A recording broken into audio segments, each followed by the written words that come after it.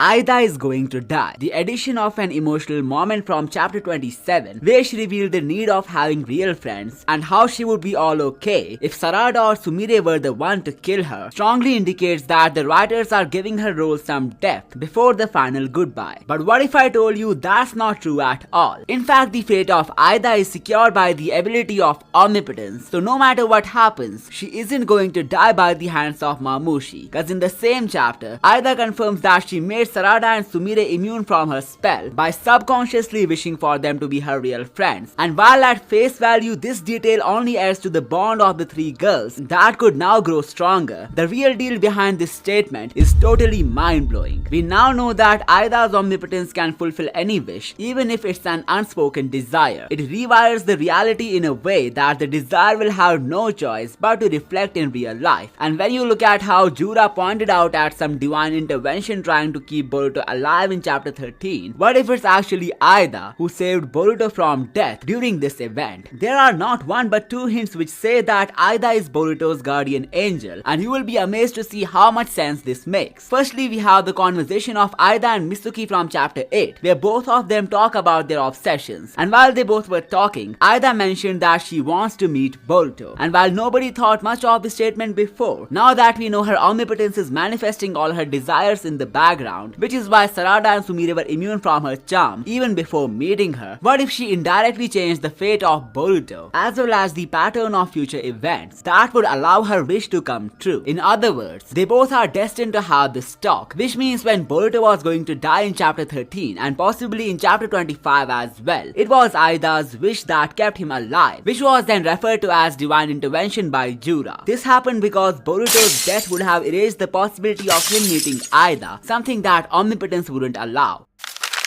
Later in the video, we will look at how Mamushi could bypass Daemon's reflection with his new cloning power, which has been foreshadowed in the same chapter, where Aida again saved Boruto's life with her omnipotence. Just before Kawaki appeared to save Boruto, Aida was watching the Jura battle, and she stopped after realizing Boruto will not survive this. But this would have contradicted her wish from chapter 8 of meeting Boruto, and that's why right here the fate altered, making Kawaki appear out of nowhere to save his life. So judging by the circumstances, supposedly the wish of Aida is meant to save Boruto and her own life so that their meetup would be possible. Now the question remains, how exactly would that go down? Well, the answer to this can be found in this future sequence of 10 directions where Mamushi and his clones appear before Daemon. So this clears a few things. Even though Koji has planned everything on how to defeat Mamushi, his clash with Daemon is still inevitable. And while this should not be troublesome to the cyborg kid due to his godly abilities, but what if Mamushi can actually nullify the reflection power? Well, chapter 27 has given us a massive hint to back this possibility. Kashinkoji reveals that Mamushi's division ability allows him to create more variants of himself, which are equally powerful. The only drawback is that as the number of these beings increase, their intelligence would start to drop, and they won't be able to help themselves but gather like a flock. So just as predicted 1 month ago, similar to how the other Biju were in the beginning when they acted purely on instinct and not emotions, Mamushi could have been no different, and when he appears before Daemon, he won't be intending anything while attacking him, which might completely nullify the reflection power.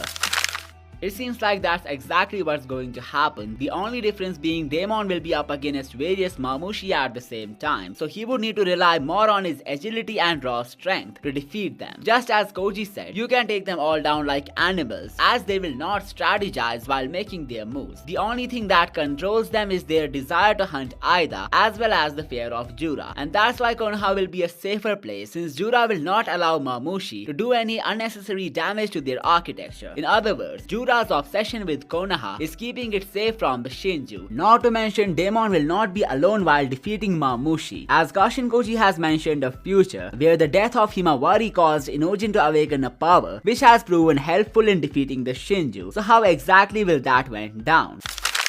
Well, before we move on there, here's a huge foreshadowing from chapter 79, which teases all the people who are going to be Boruto's supporters after Omnipotence. We have Mitsuki, Sasuke, Shikamaru. Ino also played a vital role in helping him. Maybe she will fully switch up in the future too. Konohamaru has also shown signs of switching up in the latest chapter, and surprisingly, Sai was in this panel as well. Therefore, looking at how the recent events have been giving him some attention, it seems like the whole Yamanaka family will be on Boruto's team very soon. While the role role of Inojin's father is hard to deduce right now. He will likely become a helping hand to Konohamaru and the Hokage. But Inojin, on the other hand, has been given a brand new jutsu, so let's figure out what it's going to be. The jutsu appears crucial for the upcoming battle against the antagonist Mamushi, whose division ability would let him split into multiple full-powered copies, even though his intelligence would decrease with each split. The strategy involves luring Mamushi to Konoha, allowing him to divide into 20-30 copies to dumb him down, then eliminating all copies simultaneously by targeting their eyes. The new jutsu is the key to executing this coordinated takedown without letting any copies escape or regroup. As for what the jutsu is going to be, it will be an advanced evolution of the standard mind-body transmission technique, likely designed for enhanced mind linking and transmission capabilities. Moreover, in a hypothetical future timeline that was seen by Koji's prescience, Inojin develops this jutsu himself to avenge the death of Himawari. We don't know exactly who killed her, but since it's the invasion of Mamushi, we can assume that it may be most likely him. So while the exact mechanics aren't fully detailed in the chapter, I think it will allow superior coordination among multiple allies, possibly by transmitting not just thoughts but also chakra, sensory data, or it could even be that the jutsu effects across a group to enable perfectly synchronized attacks on dispersed targets like Mamushi's clones. This makes it a forbidden or high-level support jutsu, emphasizing the role of Inojin as a strategic asset. He has been given 2 days at most to perfect the jutsu before Mamushi's arrival in Konoha, but motivated by the vengeance angle, Inojin pledges to master it in 1 day. So here are a few things that I think this jutsu could possibly perform. It may be called Omni-Mind Synchronization Jutsu or Advanced Mind-Body Omni-Transmission Jutsu. It could allow Inojin to do one of the following things. Either link the minds of an entire team like Boruto, Koji and others across a wide area, or do the transmission of not just thoughts but chakra and jutsu commands to enable a unified attack. And if not even that, then it could potentially disrupt or overload the minds of enemies like Mamushi's clones, making them easier to defeat. Each of them has their own unique reason to play out well based on the story's narrative, but I feel like hijacking the minds of Mamushi's clones makes the most sense, since you will need to control their devouring instincts in order to somehow destroy their eyes. So if Inojin is able to get connected to all their minds simultaneously, he could potentially give Kawaki or someone else the time to destroy their eyes, and that's how they will be ultimately defeated.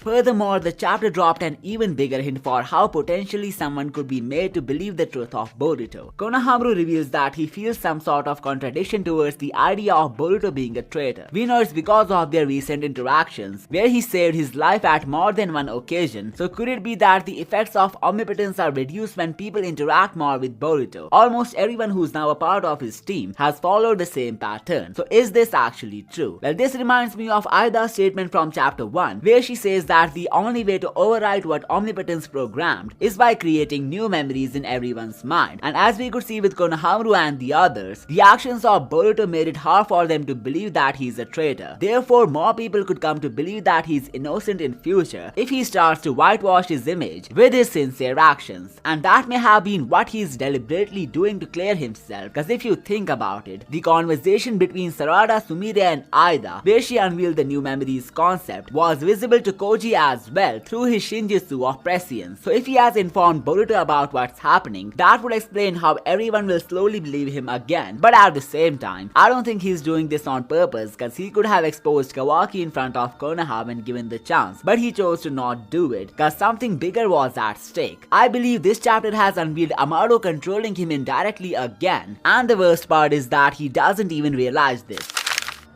As you could see, Amado constantly reminded Kawaki to not get more powerful, since his body won't be able to take the overload. At first it appears to be a genuine concern, but why would Amado even care about Kawaki if he survives or not? Well, you could tell me that it's because the death of Kawaki means Akebi will never be revived. Or what if I told you Amado is just gassing Kawaki to get more powerful, by telling him things like he can't defeat Jura, or his body will not survive? Well, these lines could indirectly act as triggers for Kawaki to get more powerful, and Amado knows this, and that's why he's playing reverse psychology to get him where he wants him to be. It's almost as if Amado himself has prescience, and while I have already made a video on this, if the scientist is also playing against Koji in the game of fate, then the story is building up to one of the most epic clash of wit in the history of Naruto. Amado may be deliberately pushing everyone into his own future, while every other singularity like Boruto and Koji are trying to pull their own. In the end, it will be their collective efforts that would destroy everything. And this brings us to another another vital point from chapter 27, which only adds to the story's mysterious build-up towards the events of the prologue.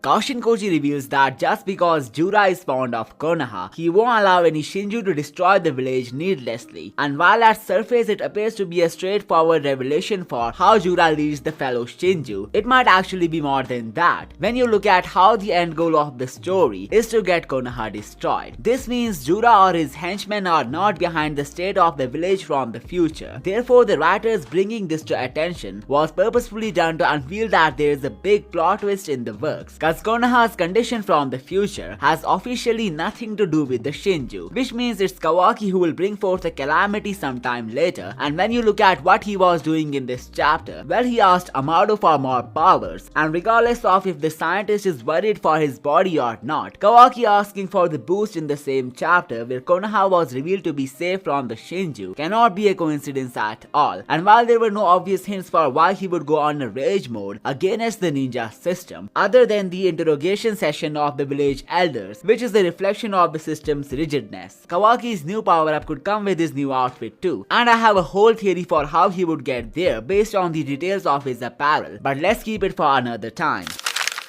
The next prediction that I'm kinda sure about is the possibility of someone dying in the next chapter. This is because in the last panel, Mamushi tells his counterparts to remove their chakra signatures, and while Jura would be upset if he destroys the infrastructure of the village, somebody dying in the middle of the rampage is not impossible, since Jura himself killed a few shinobi when he first entered Konoha. Now here is something that will push you to think. As Koji has made Inojin aware about an ability that he unlocks in the future after witnessing the death of Himawari. On top of that, the ability is also going to come useful in defeating Mamushi. But, what if it was actually Jura and not Mamushi who would be responsible for killing Himawari? Well, think about it. Koji already said that Mamushi is fearful of the leader Jura, so how would he eliminate his target when he knows how much precious they are to him? Any dumb move could awaken the wrath of Jura on Mamushi, and that may be why him being the killer of Himawari, which triggered the new power of Inojin, feels a bit unreasonable. A better option would be Inojin and Daemon defeating Mamushi in this timeline, while Boruto and Himawari would only intervene when the battle with Jura begins. Not to mention one of the futures from the Prescience have shown Sarada battling Hidari, meaning a full-fledged fight between the Shinju and the Shinobi is about to begin. And if you are wondering what Boruto may have been doing in the blank period, well, I have made a video on why he must be training with Momoshiki, so make sure to check it out, and I will see you next time.